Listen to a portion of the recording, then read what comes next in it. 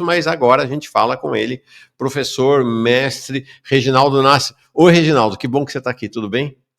Oi, Mauro, bom dia, prazer estar aqui com você, todo o pessoal que segue a gente aqui, e mais uma vez parabenizar por trazer a questão indígena.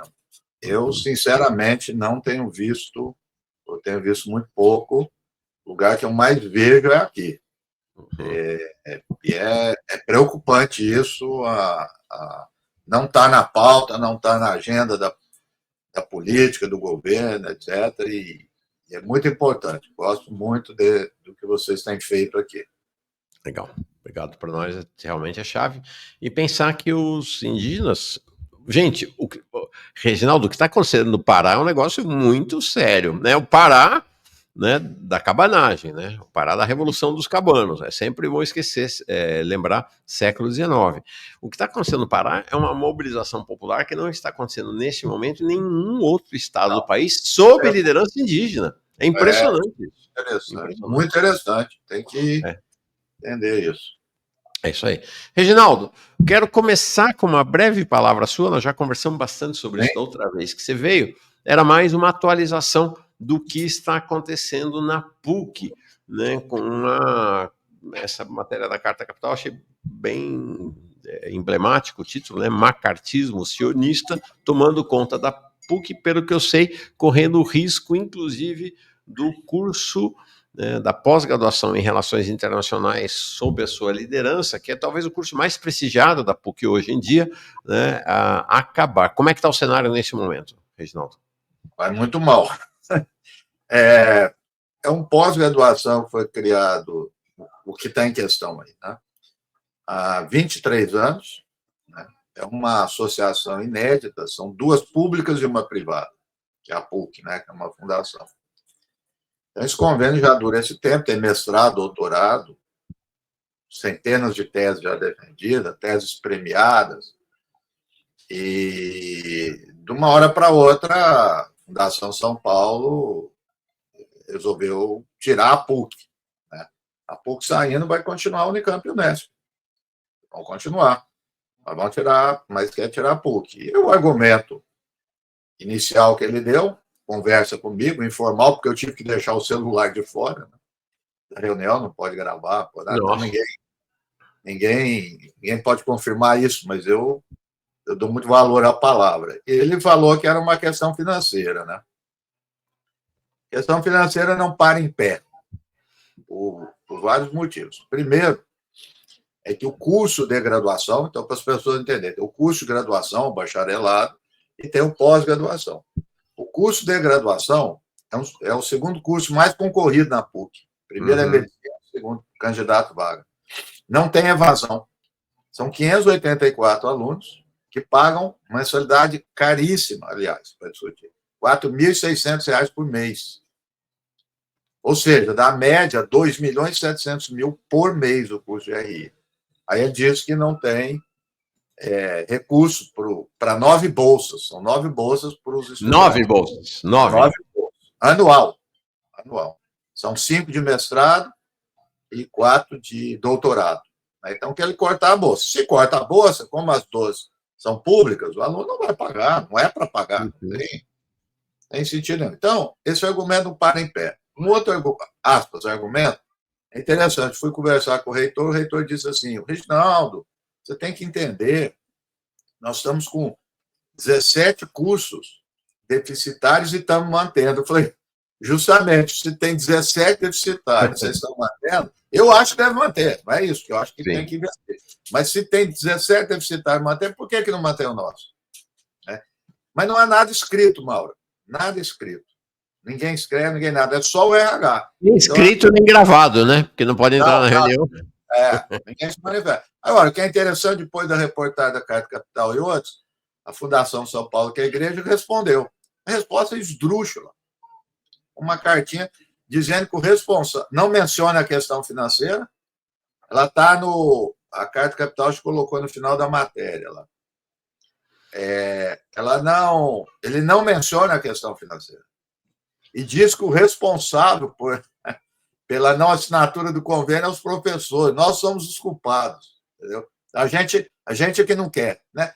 negócio sem pé nem cabeça. Então, que é isso? É um negócio sem pé nem cabeça. Então, está nisso, os deputados, vereadores que se manifestaram, eles enviaram, né, um ofício para a fundação e para a curadoria das fundações, para o Ministério Público, que tem por função supervisionar a fundação. É uma fundação, ela não pode ter lucro. Né? E teve a PUC teve superávit de 6%, 2023 para 2024, 33 milhões no caixa. E aí eu penso, então, ou seja, Mauro, questão cada vez mais clara que há uma questão política envolvida, porque, ao mesmo tempo que aconteceu isso, veio o inquérito contra mim e o Bruno Huberman, que é judeu, e sob acusação de antissemitismo do nosso grupo. Eu coordeno o grupo, o Bruno é o vice. E depois veio aquelas pichações, né, para limpar os árabes, né, de relações internacionais. Né? Evidentemente sou eu, porque não tem nenhum outro professor em relações internacionais com ascendência árabe, libanesa. Né? E até agora ninguém tomou providência nenhuma. Eu enviei, recorri à ouvidoria do Ministério dos Direitos Humanos, eles estão apurando, porque eu disse que a instituição não está tomando nenhuma providência. Eu não fui, ninguém conversou comigo até hoje. Ninguém. Incrível. Ninguém da reitoria, ninguém da... Quer dizer, quando tem essas conversas com eles para falar sobre o fim do curso, as agressões a você não entram na pauta. Não, imagina. nem toca no assunto. Parece que é outro... Eu fui entrar em contato pelo que tem pela internet com a Fundação São Paulo, e eu entro como qualquer outra pessoa mesmo que não é da PUC. Fui na ouvidoria, fiz um requerimento, mas ninguém responde. Então, cada vez mais vai evidenciando que tem alguma coisa política. Sim. Por fim, a CONIB, a Federação de Israel, a Stand With Us, que é a Organização Sionista Internacional, todas essas colocaram, e está ainda em suas páginas, saudando a PUC por adotar o chamado protocolo do antissemitismo. E aí, Mauro, na cidade de São Paulo, quem mais adotou esse protocolo? A PUC está muito bem acompanhada. Quem que você acha? Espelho meu, no estado de São Paulo. No estado de São Paulo? De instituição, não é universidade. A universidade é só a PUC. A PUC é a primeira. Prefeitura e o governo do estado. Não acredito. Sim, eles adotaram, isso é uma discussão. Até que ponto isso vai parar na justiça? Porque até que ponto o governo pode adotar que fere a Constituição brasileira? Mas os colegas também de universidade pública estão começando a ficar preocupados. Se o governo do estado adotou, isso pode entrar também nas universidades. Então, nós estamos muito bem acompanhados. Então, a PUC, lá na década de 70, a instituição, a direção da PUC, foi a primeira a se manifestar contra a ditadura. Foi a Nadir Kfouri, hoje conhecido como Tia do Juca. A Nadir e o Dom Paulo Evaristo. Então, a PUC era saudada como a primeira, né, em termos institucionais, porque o USP e todas as outras, os reitores eram vinculados à ditadura. Né? Hoje, a PUC é o primeiro do outro lado. Ela está na companhia dos bolsonaristas. E eles escreveram lá, dizendo o seguinte: meses de entendimento com a Fundação São Paulo. Está escrito. Tivemos meses, um bom entendimento, né, das organizações sionistas. Então, é isso. Quando em 2023, quando teve a coisa de Gaza, coincidentemente, uma aluna orientada minha que defendeu uma tese de doutorado sobre Gaza, foi coincidência, e foi premiada, a melhor do Brasil. Aí um colega chegou, puxa, agora, pessoa, eu acho que vão aprovar o programa, tudo. Não, pior, foi Você não devia ter ganho essa tese, né? O Bruno foi a melhor também. O Bruno é sobre Israel. Foi para Israel, entrevistou pessoas e tal, fez um trabalho de campo em Israel. E a Isa, claro, não pôde ir a Gaza, mas entrevistou muita gente. Então, ele ganhou sobre Israel e a Isa sobre Gaza. Os dois orientandos meus. Duas teses premiadas melhor do Brasil. Então, esse negócio pega mal, né? Onde já se viu. Né? É produção científica, não estamos dando opinativo, não é não. Tese. O cara amassa 300, 400 páginas, passou por uma banca. Depois disso, na seleção, são avaliadores que não identificados, quer dizer, que dão parecer, e foi premiada a melhor do Brasil. Mas isso não é que conta. Sim. Então, O sucesso pesa. o sucesso é uma carga, é um peso, é uma acusação contra vocês. Mas olha, Mauro, só para completar, eu fico muito, toda vez, acho que a vida nossa toda vai ser sempre assim. No final das contas, quem é aqueles que mobilizam mesmo? Aluno. Uhum. Aluno. Eu não vou generalizar, mas tanto em relação a Gaza como essas questões, a maioria de docente é em silêncio. Tem muitos que me apoiam, não tem dúvida não, mas a maioria é silêncio. Silêncio. Né? Cúmplice. Entendeu? E isso é uma das explicações também pelas quais, não quero voltar aqui, mas todo o período da ditadura civil-militar no Brasil, a maioria era cúmplice. Uhum. Quer dizer, as mobilizações eram poucos, docentes, tudo que assumiram repercussão, que foram punidos, foram silenciados e merecem e devem merecer todo o respeito. Mas a maioria é silêncio. A pessoa é cúmplice.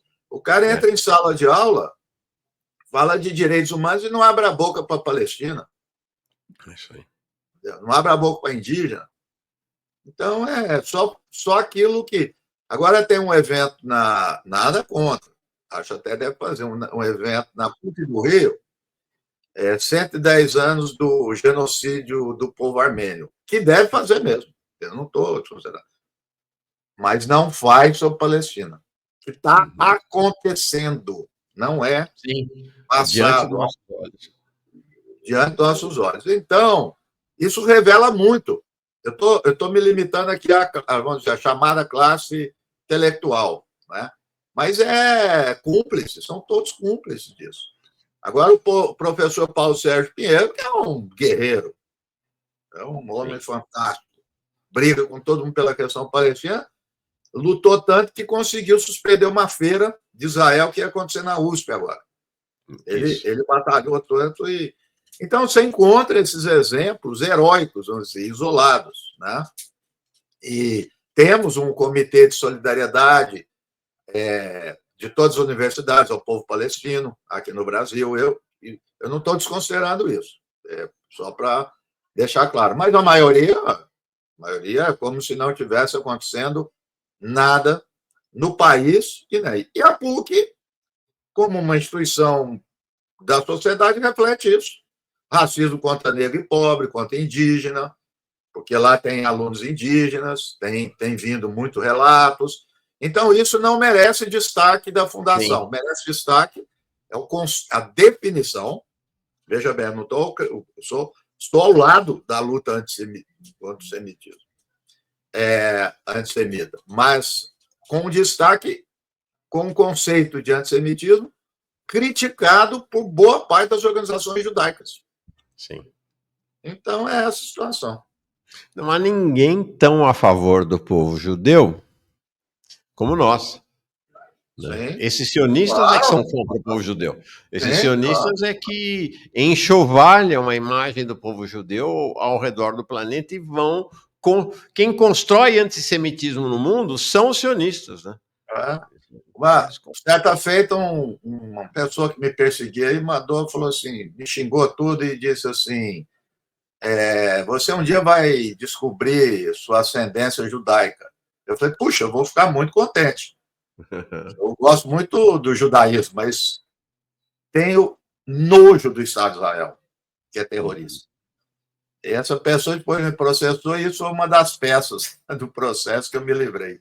Me processou por antissemitismo, não teve fundamento nenhum, não foi nem em primeira instância. Coisa que não aconteceu com o Temer.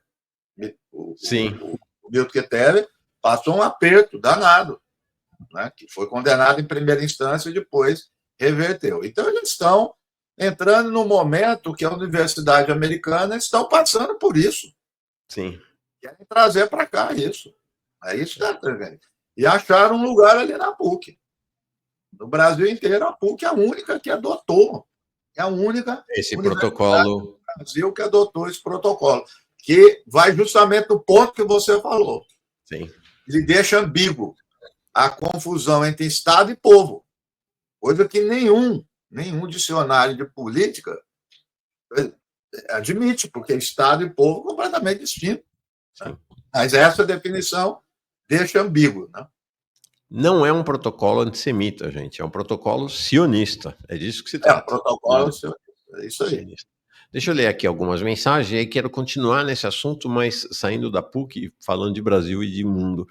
No Pará, a Revolução Brasileira será ancestral, diz o Sil, que está sempre aqui com a gente. O Clydes Ibn Ayud Salah Aldin Novaes, o Clydes manda um abraço para ti. O Leandro registra a greve dos trabalhadores da eletronuclear. Quero só registrar, viu? Aqui é a única mídia que está acompanhando a greve. Ontem nós falamos da decretação da greve. A greve começou ontem lá contra o desmonte da empresa El Arrocho, fora Licurgo. O Licurgo é o diretor-geral, é o presidente da Eletrobras, indicado pelo governo Lula, que está desmontando a empresa. Cadê a resposta da carta enviada ao Lula há mais de um ano? A Janja em 2023, GLO não, GLO é golpe. Haddad em 2023, MMT não, MMT é golpe. MMT é a teoria, teoria econômica que confronta o neoliberalismo, a teoria MMT, agora não me lembro, mas o Davi, que é um dos expoentes da MMT aqui no Brasil, vem conversar com a gente essa semana. Reginaldo, me parece que esse clima de intimidação e de conciliação com o sionismo é hoje, talvez o Brasil seja o país que mais concilia com o sionismo depois dos próprios Estados Unidos. Você vê a mídia liberal brasileira completamente sionista, é só mentira, né? Eles sequer tratam o que está acontecendo em Gaza como um massacre até hoje. Acho que talvez só apenas aquele... Inclusive nem é de esquerda, hein? Só aquele Guga Chakra que acho que tem uma posição... Não, Deus me livre. Não? Não está melhor? Não? Não. Cara... não tenho assistido. Não, então é isso, não tem ninguém. Não é que eu não tenho assistido, eu conheço. Ele é um oportunista, ele vai para tudo quanto é lado. Ele vai na maré. Ele teve um papel horroroso quando aconteceu as ações do Hamas na Globo News, os primeiros dias, é a onda. Uma aluna minha foi lá, ex-aluna essa que defendeu o Gaza. Ele fez um papelão com ela, desmoralizou ele, ao vivo. Nunca mais foi chamada. Aí depois, na hora que a onda mudou, né, que cresceu a crítica a Israel, ele vai e volta, ele vai e volta. E a pior coisa, porque eu sou descendente libanês, eu sei que estou lidando. Toda elite é uma merda. A elite libanesa é uma das piores que tem. Entendeu? Porque eles querem se projetar de ser europeu. Então, ele é o porta-voz da elite libanesa. Então, quando a gente fala, libanês, daí que é libanês. Tem libanês que é a favor do sionismo. Muitos. Eu estudei muito a Guerra Civil do Líbano. Na minha família tinha. Meu tio-avô era a favor. Ele dizia que Israel ia civilizar o Oriente Médio. Ele era libanês. Então, ele faz parte dessa elite, como muitos aqui em São Paulo. Sim. Pois veja só, o Mauro. Estou falando em comunidade. Se fosse olhar essa relação comunidade e representação, o Celso Amorim vive falando isso, eu digo que não tem fundamento nenhum. Comunidade. Comunidade de São Paulo, boa parte é elite. Quem vai em manifestação? 90%, 80% das pessoas que vão em manifestação, e eu vou em todas da Palestina, não são descendentes de árabe. Não são brasileiros de esquerda que apoiam a causa palestina. Porque senão lotava. Tem o quê? 6 milhões de descendentes no Brasil? sírio-libanês? Cadê eles? Onde é que eles estão? O que eles estão. ajudam? O que eles ajudam materialmente os refugiados palestinos? Eu sei porque eu sou amigo, eu convivo com a comunidade palestina. Então, isso é um engodo. É um engodo. Eu sempre faço questão de desfazer isso, porque é um desserviço à causa palestina. Então, não tem essa de ser árabe e tudo. Então, ele se vale disso. É isso que eu queria dizer. Eu sou libanês. E daí que não é libanês? Sim. Ele, a outra lá também, a da Globo News, como é que ela chama? Andréia Sadi também, descendente libanês. E daí? Aquela outra consultora financeira que escreve no Globo e vai lá de vez em quando, é uma neoliberal. Sim. E daí que eles são? Justamente, isso prova que a questão não é árabe e judeu, é uma causa política. Na minha família, era o meu pai e um tio, os únicos dois que apoiavam a questão palestina. Por quê? Porque eles eram comunistas. Era isso, os outros não apoiavam. Então, é isso. Não. Então, toma cuidado com esse negócio. Eu falo para todo mundo. Eu sou árabe. E daí que você é árabe? Uhum. Porque se fosse defender mesmo, Israel não estava nessa condição, estava em outra. Israel não ia conseguir se a elite árabe apoiasse minimamente os palestinos. Então é isso. Eu desabafo um pouco, eu fico pé da vida com esse negócio. Faz bem. Pataquá chega aqui como novo membro. E aí queria te colocar a questão do governo brasileiro. Nós estamos com a possibilidade da morte do segundo palestino brasileiro, adolescente brasileiro palestino brasileiro nas masmorras, na prisão de Megido, em Israel, que é conhecido. Na verdade é um doicode lá, né? Um centro de tortura lá em Israel. Então nós tivemos a morte do Walid Ahmed, a gente noticiou bastante aqui, esse que está ali mais atrás, né, por tortura na prisão de Megido, né, morreu de fome, desnutrição, desinteria, um negócio assim. E agora o primo dele, esse que está em primeiro plano, o Salah Yasser Hamad, de 17 anos também, que está preso lá desde novembro, também ameaçado de morte. E o que me espanta, Reginaldo, é o silêncio do governo brasileiro. Né? São brasileiros. Brasileiros, né? O governo brasileiro não abre a boca, isso tem me chocado. Olha, Mauro, é o seguinte, vai sair ainda um artigo que o Bruno e a Isabela preparando com muito carinho há muito tempo, que é a política externa brasileira para a questão Israel-Palestina. A gente faz um trabalho, um artigo grande, acadêmico, vai ser publicado. Veja só, eu vou dar fatos aqui e depois vou interpretar. Israel entrou no radar, definitivamente no radar da política externa brasileira, a partir do primeiro governo Lula. Uhum. Desde então, você olhar a balança comercial do Brasil com Israel, de investimento, é vento em popa. Vento em popa. O que faz com que a gente olhe o governo Bolsonaro não como uma mudança, mas uma continuidade. Uhum. Muitos dados sobre isso, investimento todo. Em 2009, posso errar aqui 2009 a 2010, o Lula fez uma viagem ao Oriente Médio, foi na Palestina, saudado, foi em Israel, foi saudado. Na volta, o que ele fez? Ele assinou a adesão de Israel ao Mercosul. Isso é fato. Israel está no Mercosul. Eu esqueci qual foi a deputada, mas a deputada do PSOL colocou isso logo no começo aí da genocídio, solicitando a retirada do... Muito importante. A retirada do Israel do Mercosul. Ninguém pautou mais isso, essas questões concretas. O Brasil continua exportando petróleo para Israel. O Lula tomou uma medida importante, está em análise, vamos ver para onde vai, que é suspendeu temporariamente uma compra de equipamento militar de Israel. Mas o resto vai de vento em popa. Então, a questão que a gente nos colocamos, se é tudo semelhante, onde está a diferença? A hipótese nossa é que por que eles apoiam mais o Bolsonaro? Porque dentro desse arco de alianças do PT, tem pessoas do PT realmente comprometidas com a questão palestina. E de outros grupos, do PSOL e tal. Então, tem uma corrente aí que é. E que, com o governo, durante o governo Lula e tal, isso corre alguns riscos, essa oscilação. Por isso. Mas são oscilações. Não tem mais nada que isso. O Bolsonaro era muito conversa e tudo, mas não teve mudança. Assim, não tem mudança nenhuma.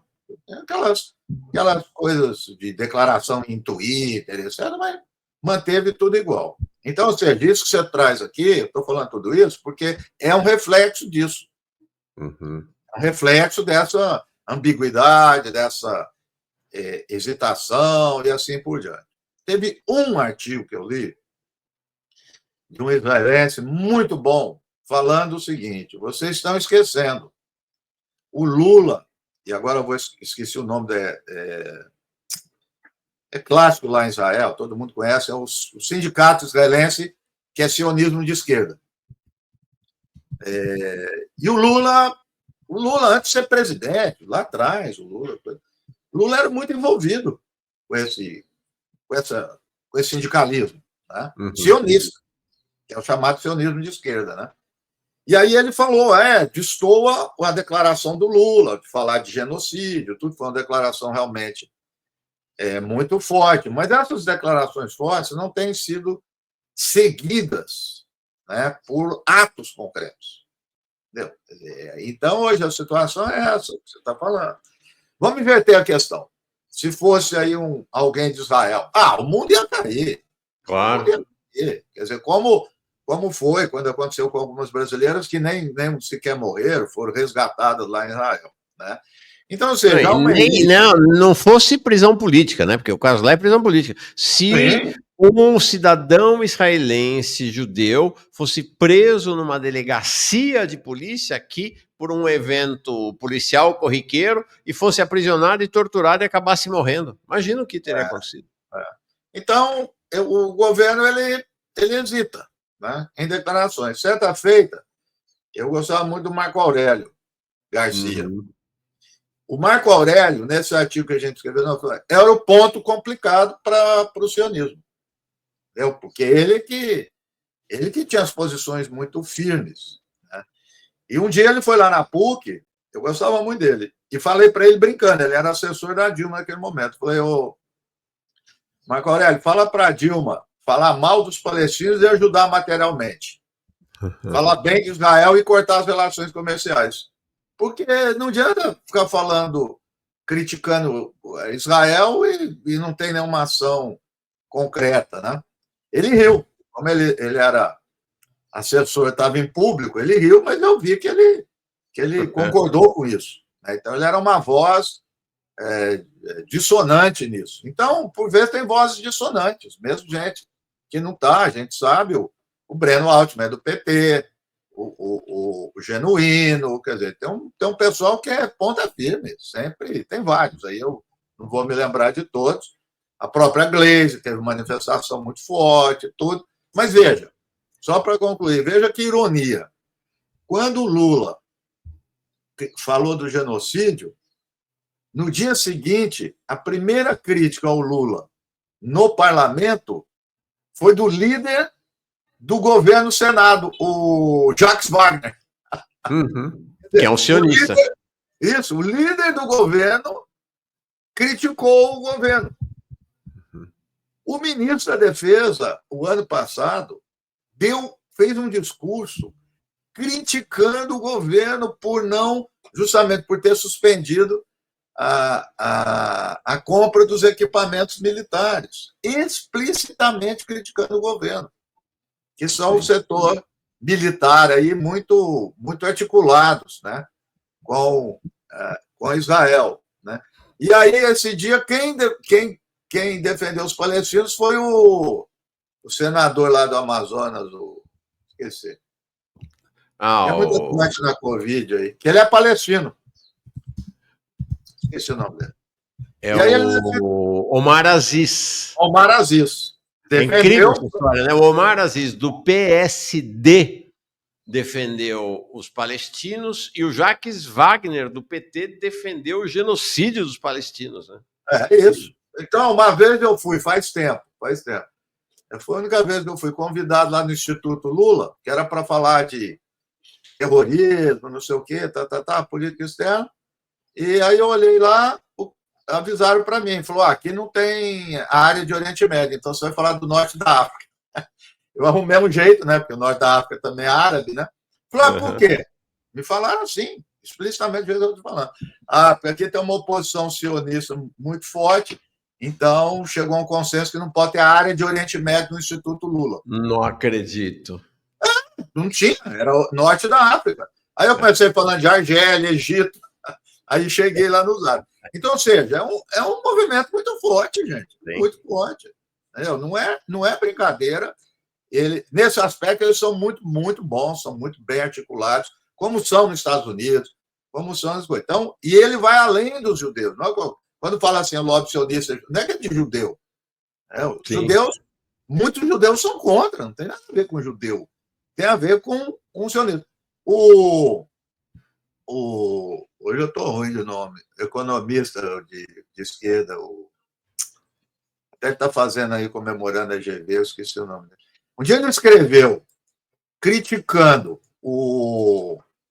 aquele cara que foi presidente do Banco Central, tudo na época do Michel Temer, como é que era o nome dele?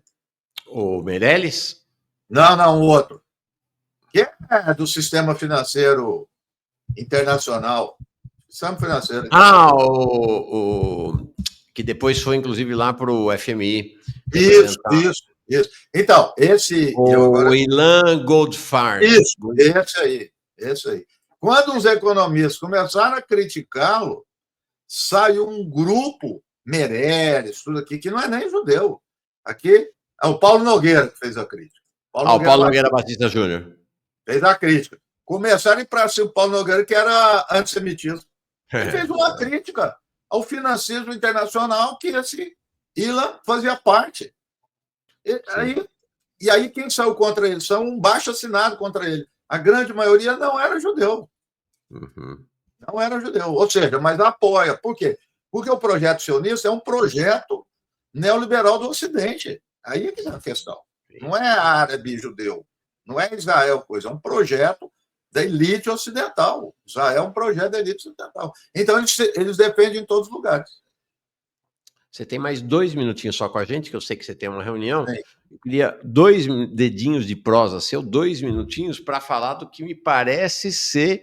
né, o Trump comprou guerra com o planeta inteiro, especialmente com a China, e, ao mesmo tempo, está abraçado com Israel de um jeito realmente espantoso. Recebeu agora, essa semana, o genocida, o Netanyahu lá, e eles vão exterminar com os palestinos em Gaza do jeito que vai, Reginaldo. Sim. Não tem como. É uma avalanche. E os outros, as grandes potências. E aí, veja, eu critico mais a grande potência porque eles têm mais recursos que Brasil e outros. Estão assistindo, China e Rússia. Eu sempre falo que todo dia de manhã eu levanto há anos para ver se a China apoia a Palestina, né? Eles têm algumas declarações e tudo, mas não faz nada. Mas esse caso aí do Netanyahu é muito interessante o seguinte, não que não seja favorável, é óbvio, mas o Trump não é o Biden. Ele é muito esperto. Não sei se você acompanhou, ele taxou os produtos israelenses em 17%. Sim, eu vi. Netanyahu foi lá por causa disso. E a economia de Israel não vai bem. Então, ele é muito esperto, ele chama para negociar. Por quê? Porque ele está querendo negociar com o Irã. O Trump é isso. Há 20 dias ele disse que ia jogar uma bomba nuclear no Irã. Agora ele falou que quer conversar diretamente com o Irã e negociar. Né? Então, o Netanyahu foi lá para isso. A coisa não está boa. Eu acompanhei isso pelo Haaretz, dizendo que o ministro da Economia está preocupado e tudo. Por quê? Apoiar Israel, eles apoiam. O Trump vai apoiar de qualquer jeito. Mas essas questões aí com o Irã, tal. O Trump quer se livrar de grandes problemas militares. Grandes problemas. Ele quer se livrar para concentrar nisso. Sim. Que ele está fazendo na guerra com a China. né? Não é porque ele é a favor de paz nem nada. Então, tudo que atrapalha esses planos dele, ele vai passar por cima. Ele não quer ficar com atenção para a questão iraniana. Ele quer resolver isso e Israel vai ficar, não vai gostar. Israel quer levá-lo para isso, né? E, ao mesmo tempo, você vê, ele está intensificando a guerra com a China, né? Guerra econômica, guerra comercial, né? Mas a situação dos palestinos cada vez pior. Por sinal, a China acaba... Trump achou que ia botar a China de joelho, é nada. A China simplesmente elevou as suas tarifas. Lembram-se que ela tinha retalhado com 34%? O Trump foi lá e ela trucou em cima da trucada do Trump, puxou para 84% as tarifas dos produtos dos Estados Unidos. Não tem conversa, a China peitando os Estados Unidos de maneira aberta, né? Aberta. Peitando e tem cacife. É jogo de pôquer. Ela não está blefando, não. Não está blefando de jeito nenhum. Olha, outro dia eu vi ele foi ministro de Singapura, um economista muito ilustrado, falar sobre a questão da China. Uma coisa que ele falou muito importante, que o meu matriz aí que estuda a China, o Jabor, fala bastante, Jabor fala bastante e tal, que é o seguinte: o país que mais estudou o fim da União Soviética foi a China, para não fazer igual. Então, eles fizeram de um tal jeito, ou seja, eles amarraram toda a economia ocidental a eles. Não tem como desvincular disso. Foi isso que ele falou. O Jabor tem falado isso. Quer dizer, não tem como desvincular. Entendeu? Então, não é a União Soviética, que era um bloco, tal. Ele está entranhado na economia internacional, comércio internacional, está ganhando a questão da ciência e tecnologia. Quer dizer, como é que você vai desfazer disso? Uma loucura. Quer dizer, loucura, eu estou dizendo, não é só, até para os apoiadores do Trump. Está aumentando o número de analistas, de deputados, tudo contrários ao Trump, porque está afetando o bolso. Não é ideologia, é bolso. Está afetando o bolso deles. Então, ele, ao que tudo indica, ele vai se dar mal com essa guerra com a China. Vai. Ainda bem. O mundo precisa. Reginaldo Nasser, eu ocupei você além do horário que você podia. Obrigado demais. Tá? Vamos continuar conversando. Semana que vem, se der, te convoco mais uma vez para a gente falar desse cenário, né? Talvez não apenas Oriente Médio, mas falar desse cenário global, da guerra. Tem uma eleição no Equador neste domingo. A candidata de centro-esquerda, a candidata correísta, né, ligada ao Correia, é favorita, por incrível que pareça, para vencer as eleições. A Luísa Gonzalez está com praticamente 52% na intenção de votos válidos contra 46,7% do candidato da extrema-direita, Daniel Noboa. Podemos ter uma surpresa no Equador. Aí semana que vem que quero conversar contigo sobre isso também. Legal. Tá bom. Obrigado, homem. Um abração. Obrigado pela conversa e obrigado a todos aí. Até mais.